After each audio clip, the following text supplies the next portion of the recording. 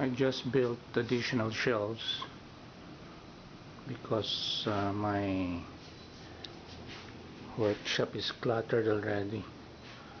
I cannot use my workbench because things are already on top, and my movable table is already filled up with stuff, so I had to make additional shelves.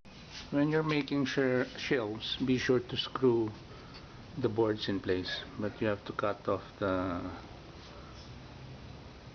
screw tips with your multi-tool or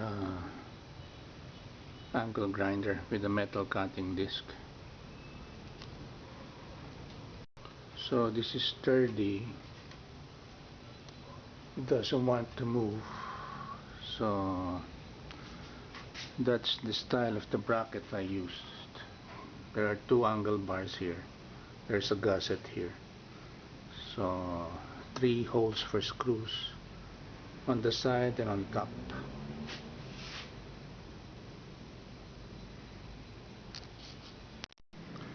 If I need more shelves, these are the areas where I can build shelves also here, but I'm contemplating on making shelves with wheels so that I can place the shelves here. If I don't want them anymore in this location, I can transfer the shelves over here, but I'm still toying with the idea.